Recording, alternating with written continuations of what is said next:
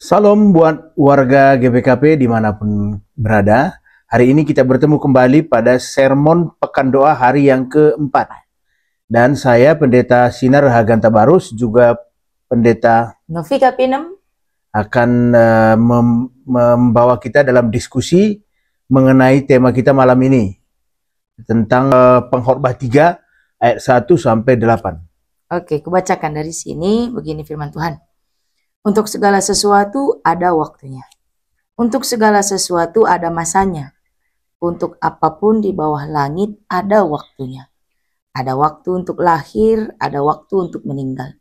Ada waktu untuk menanam, ada waktu untuk mencabut yang ditanam. Ada waktu untuk membunuh, ada waktu untuk menyembuhkan. Ada waktu untuk merombak, ada waktu untuk membangun.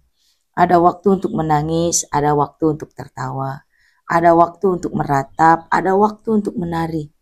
Ada waktu untuk membuang batu, ada waktu untuk mengumpulkan batu. Ada waktu untuk memeluk, ada waktu untuk menahan diri dari memeluk. Ada waktu untuk mencari, ada waktu untuk membiarkan rugi.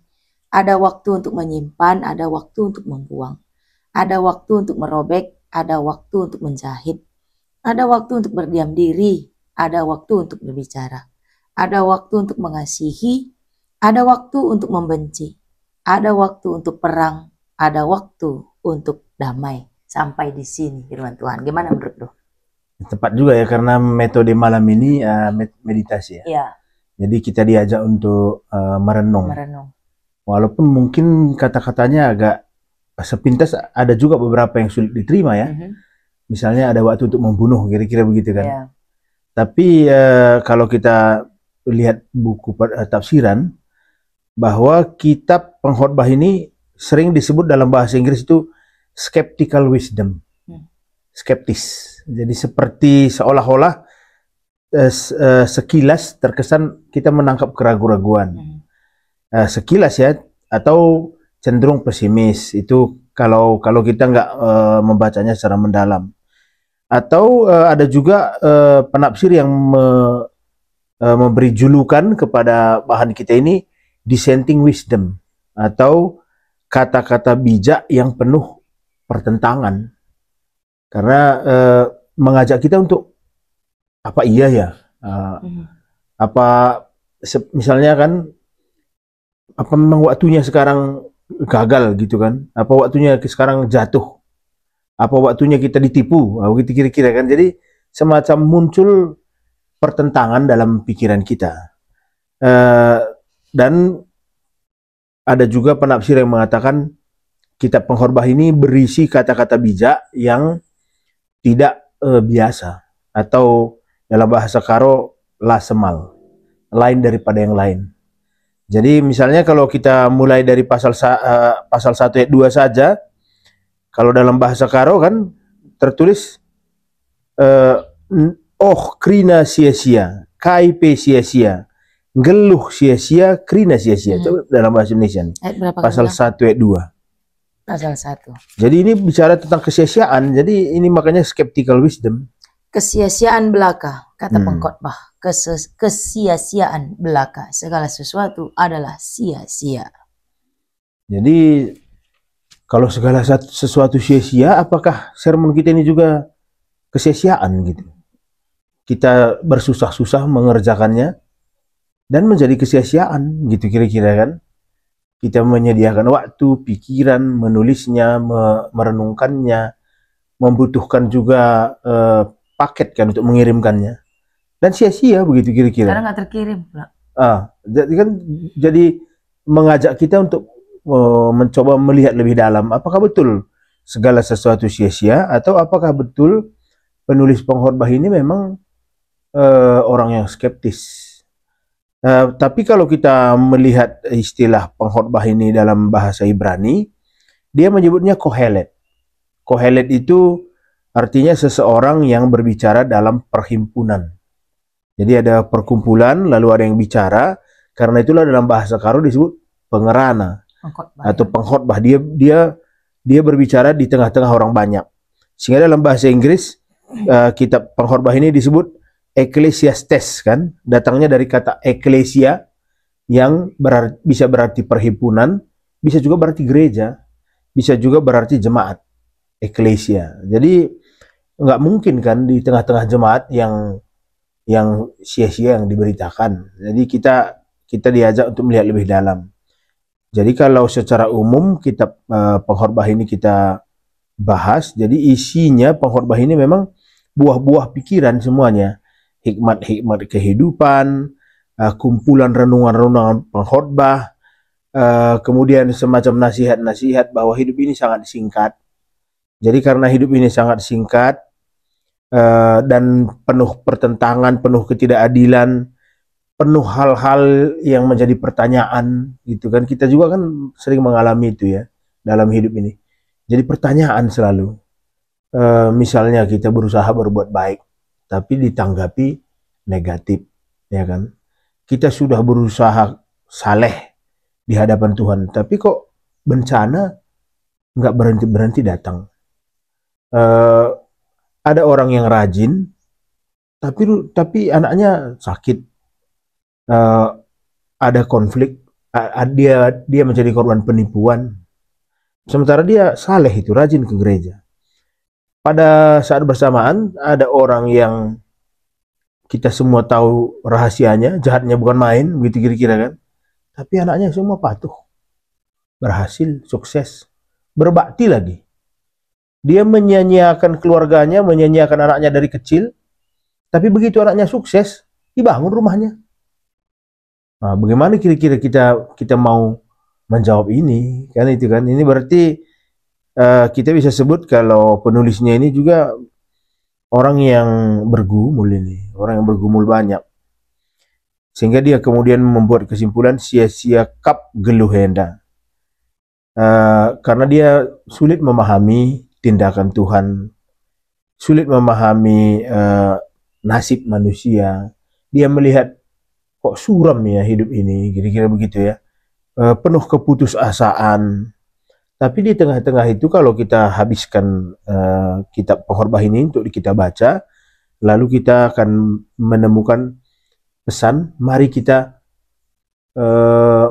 dalam bahasa Karo penanam-nanam, apa bahasa Indonesianya itu? Merasa-rasakan. Mari kita mencoba merasakan kasih Tuhan di tengah-tengah segala pertanyaan itu, pertanyaan-pertanyaan yang tidak terjawab itu. Rupanya di tengah-tengah pertanyaan dan kebingungan kita, kasih Tuhan itu tetap berjalan. Nah, itu pesan menariknya hari ini. Nah, bagaimana pengalaman lu? Kamu kan baru saja sembuh dari sakit misalnya begitu kan. Kan jadi pertanyaan juga kan. Sakitnya bukan sakit yang biasa kan, flu misalnya, tapi sakit yang bertahun-tahun dan mengancam nyawa. Bagaimana kita dididik di tengah-tengah penderitaan itu untuk tetap setia kepada Tuhan? Aku menariknya gini nih, segala sesuatu lah sia-sia gitu kan. Kadang gimana ya, kalau kita lihat ke dalam, belajar lagi ke kehidupan kita kan, saat kita jalan-jalan gitu kan, pasti banyak yang bilang gini, udah nikmati aja hidup ini sebentar, apalagi dipikirkan, nikmati semua. Itu saat jalan-jalan gitu. Tapi saat jadi waktu jalan-jalan tuh dia nggak mau mikir apa-apa, dia mau menikmati kebahagiaan itu. Bagaimana kalau waktu sakit gitu? Nah, saat punya masalah, kenapa kok nggak ada dalam pikiran? Nikmati aja dulu sakit ini, gitu. Atau pasangan hidup meninggal ya? Iya, udah hayati aja. Gitu. Nggak ada gitu. Apalagi sih yang mau dicari?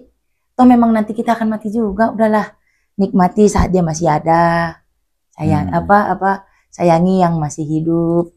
Nikmati saat dia masih depan mata, sebelum nanti ditaruh ke dalam tanah, dalam kuburan. Nikmati aja. Atau saat punya pergumulan berat, lagi stres-stresnya, kenapa jarang ada yang mikir gini? Ah udahlah, biarkan di situ masalah itu. Hidup ini sebentar kok. Biarlah aku nikmati dulu hidup ini. Gitu, nggak bisa. Tapi mikirinnya tuh pasti ke stres aja. Aku tadi mikir begitu, segala sesuatu adalah sia-sia gitu kan. Iya, sia-sia juga untuk stres. Betul. Iya. Kalau memang segala sesuatu adalah kesia-siaan, stres juga sia-sia ya. Stres juga sia-sia. Jadi jangan mikir sia-sia beriman sia-sia, beribadah, jangan ke situnya sia-sia, tapi coba sia-sia untuk stres, mengumpat, menyimpan iya, dendam, ya. betul, sia-sia untuk melihat negatif tentang kehidupan, sia-sia untuk melihat semua yang tidak buruk gitu. Coba anggap itu yang sia-sia. Iya. Terus yang menariknya yang di bahan kita ini tadi, semua ada waktunya loh. Iya. Jadi saat nanti kamu harus menangis, hayatilah menangis itu ya. lah. Mungkin saatnya. Kadang kan kita waktu teman-teman menangis kan, misalnya di tempat orang meninggal, misalnya suaminya meninggal, istrinya menangis, semua orang kok berlomba untuk menahannya gitu. Udah cukup. Besok lagi. Aku pernah menyaksikan orang malah marah ke yang menangis ini. Keluarga biasanya. Keluarganya marah. Gimana kalau kamu kira kalau menangis ini yang meninggal ini hidup kembali? Dia tetap menangis kan? Atau kami semua pergi? Nah, gitu diancam dia. Atau nanti kamu masuk sama? Nah, jadi akhirnya ditahanlah tangisan itu. Jadi kata-kata dalam pengkhotbah yang mengatakan menangis, ada waktu menangis itu nggak dikerjakannya. Karena dia nggak mau menangis karena takut. Yang khususnya ini untuk laki-laki nih, dia orang Indonesia gitu. Laki-laki nggak boleh nangis. Iya. Jadi kalau kita lihat kan ada memang tradisi yang mengatakan bahwa kitab pengkhotbah ini ditulis oleh Salomo. Salomo juga kita tahu kan jalan hidupnya bagaimana. Artinya lahir sebagai Salomo, anak seorang raja yang hebat. Itu juga beban kan. Raja Daud itu orang tuanya. Lalu kita saksikan Daud punya istri yang begitu banyak ya kan. Anak-anaknya juga berantakan bukan main kan. Saling membunuh, saling melukai, dan itu semua di depan mata Salomo. Kakak dan kakak-kakaknya itu berkonflik. Bahkan Absalom abangnya berkonflik dengan ayahnya sendiri. Sehingga wajar kalau Salomo kemudian banyak merenung, banyak berpikir. Sehingga kalau kita baca ada 25 kali diulang-ulangi dalam pengkhotbah ini kata hevel, yang artinya kesia-siaan, yang dalam bahasa Inggris disebut meaningless atau ketiadaan arti. Jadi sebenarnya Salomo ini merasakan kekosongan yang mendalam di dalam jiwanya, meskipun dia lahir sebagai anak seorang raja yang ternama, tapi dia tahu juga kan pertemuan ayah dan ibunya itu kan pertemuan yang nggak menarik juga untuk diceritakan kan. Ibunya adalah istri dari panglima ayahnya sendiri bernama Uria, dan ayahnya mendapatkan ibunya dengan siasat yang sangat jahat, dan lahirlah dia kan. Jadi dia kan ditempatkan di posisi yang membuat dia merasa meaningless, nggak ada artinya lagi apapun. Jadi kekosongan yang dia rasakan, sehingga dia tiba pada sebuah kata bijak bahwa tidak ada artinya apapun ini yang kita kerjakan ini. Kita bekerja keras sepanjang hidup kita, kita berusaha untuk menjaga nama baik. Kita kan begitu kan, kita membangun sehebat-hebatnya bangunan yang disebut nama baik itu. Lalu begitu kita mati, kita dilupakan. Pernah nggak akan melihat di GBKP ini juga begitu kan? Berapa dari kita yang ingat mantan-mantan modraman kita? Ada nggak yang ingat? Dia sangat dihargai sewaktu memimpin. Begitu dia berhenti, semua orang melupakannya. Kan menjadi sia-sia kan apa yang dia kerjakan. Padahal sewaktu dia menjabat, nggak ada berhenti-berhentinya dia. Setiap hari bekerja. Hari ini di Jawa, besok di Sumatera, lusa di luar negeri. Begitu setiap hari, begitu dia berhenti, dia dilupakan. Kan sia-sia jadinya. Makanya terakhir semuanya ada waktunya ya. Ada waktunya. Jadi, ada waktunya. Jadi obat juga jadinya kan? Iya, jadi obat untuk kita juga kan. Ada waktunya kan untuk bersusah payah. Ada waktunya kan akan dilupakan. Ada waktunya kita dipuja-puja, ada waktunya kita dilupakan kan. Ada waktunya kita bekerja, ada juga nanti waktunya kita berhenti bekerja. Kan berapa tahun lagi berhenti nih? 15 tahun. 15 tahun. 3 kali pindah lagi. 3 kali pindah aku akan dilupakan. Ya, kalau kita sudah berpikir begitu, nah kita kayak Salomo. Hidup kita akan tenang. Makanya buatlah siaran model begini supaya kita ketika kita sudah tiada masih ada yang melihat-lihat. Masih tetap diputar ya kalau YouTube ya. Aku mikir gini nih. Kayak Salomo kan, begitu banyak bebannya di dalam keluarga. Pasti kan hatinya bertengkar ini. Iya. Stresnya luar biasa. Tapi aku juga mikir, kita juga kan stres juga kan, kita juga punya pergumulan. Semua orang punya pergumulan pasti. Semua orang punya masalah. Jadi maunya kita kayak Salomo ini.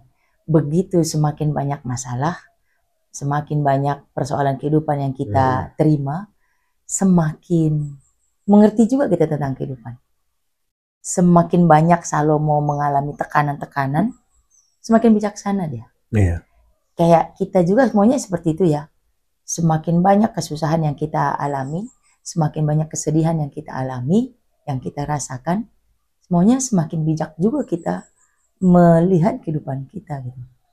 Jadi sebenarnya setelah kita membahas bahan ini, nggak seperti yang sepintas itu ya. Sepintas kan seperti pesimis begitu kan, meaningless. Tapi setelah kita bahas firman ini, rupanya Salomo tidak mau curhat di sini, bukan mau mengeluh, tapi justru dia mau mengatakan kepada kita bahwa begitulah pentingnya kita mengelola pikiran kita.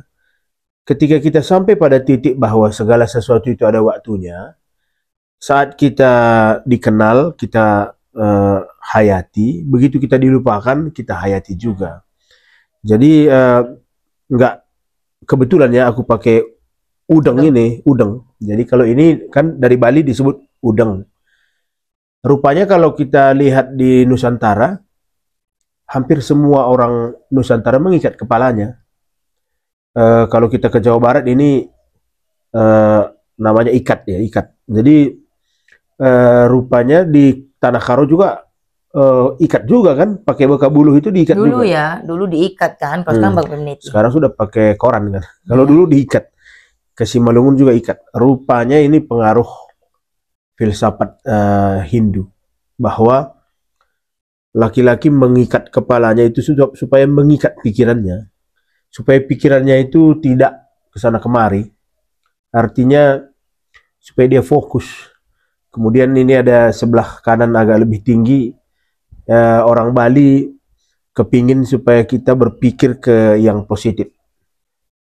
Artinya ada pemusatan pikiran ke hal-hal yang baik, begitu kan? Karena seperti bahan kita ini juga penekanannya kan kita harus berpikir atau berfilsafat lebih dalam.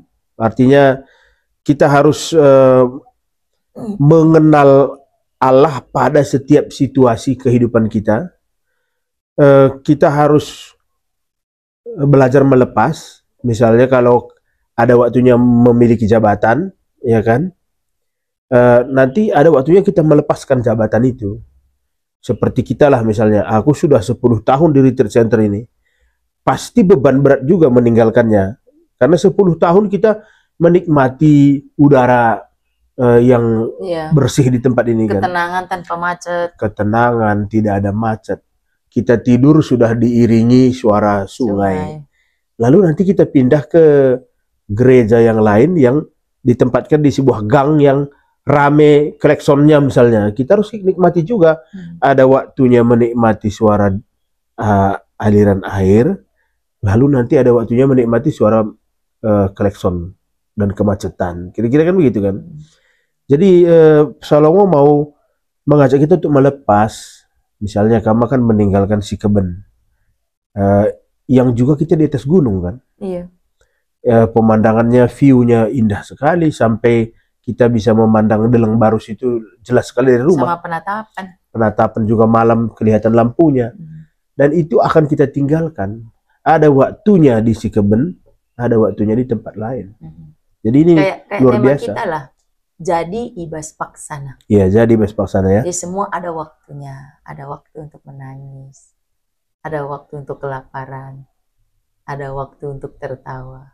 Semuanya kita mengalami sebenarnya. Cuma terkadang Ya, waktu menangis kita nggak terima, waktu kelaparan kita ngamuk-ngamuk. Gitu. Dan artinya mengajak kita juga, misalnya ada waktu tertawa. Waktu tertawa ada. Saat kita tertawa, kita sadar juga bahwa waktunya tertawa ini berhenti juga nanti ada. Gitu. Jadi waktu tertawa jangan terlalu tertawa lah, kan begitu kan. Karena nanti ini berhenti juga, lalu diganti dengan waktunya menangis. Jadi kalau penulis ini mengajak kita untuk kalau kita sadar tentang kesia-siaan hidup ini, tentu kita akan diajak memilih apakah yang terbaik yang harus kita lakukan, ya kan? Ada saatnya kita di tengah-tengah keramaian, tapi tidak akan selalu kita di tengah-tengah keramaian. Ada saatnya kita harus menarik diri juga, menarik diri ke tempat yang sunyi untuk bermeditasi. Ada waktunya kita menggunakan pikiran kita untuk orang lain. Jangan lupa sisakan atau sisihkan juga lah waktu untuk diri kita sendiri. Itu kan keseimbangan kan.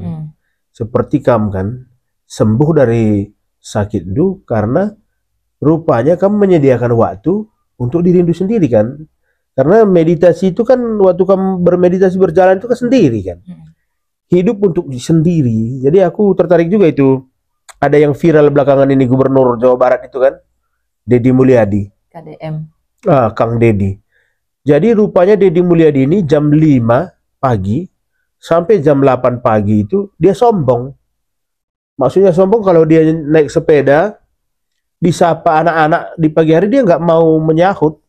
Sedang meditasi. Dia memakai musik, lalu naik sepeda, dan dia memanjakan dirinya. Artinya dia menyediakan waktu 3 jam satu hari untuk dirinya sendiri. Jadi dia menikmati bersepeda tanpa gangguan siapapun, karena nanti di atas jam 8 hidupnya untuk orang lain.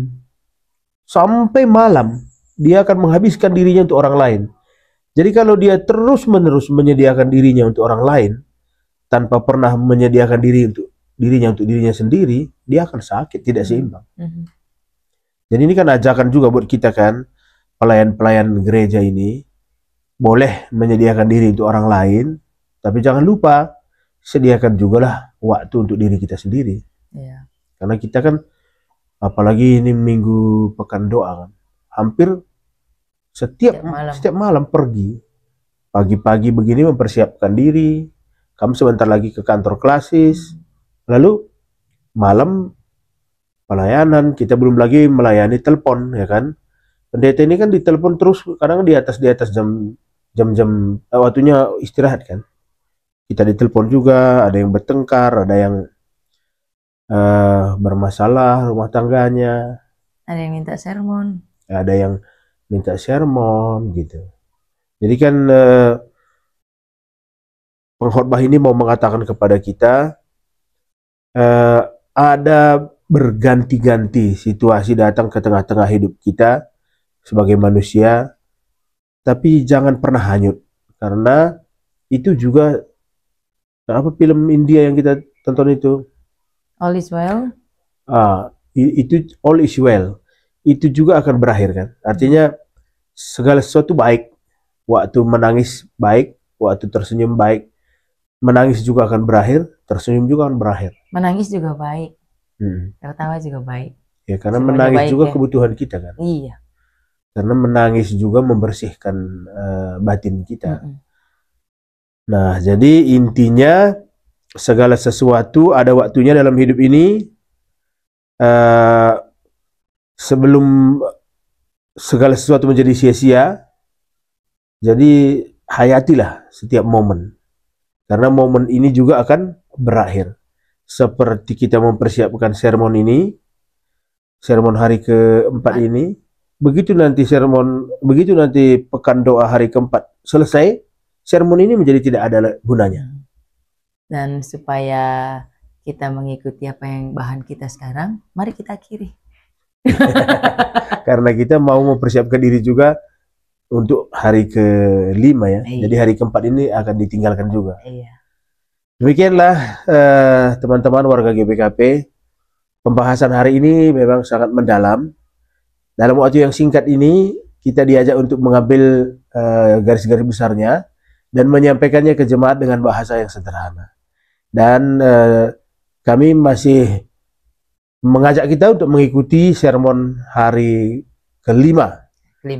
Demikian dari Retreat Center, saya Pendeta Sinar Barus, Pendeta Novika Pinam, mengucapkan selamat melayani bagi kita sekalian. Maju-maju man bantah. Maju-maju.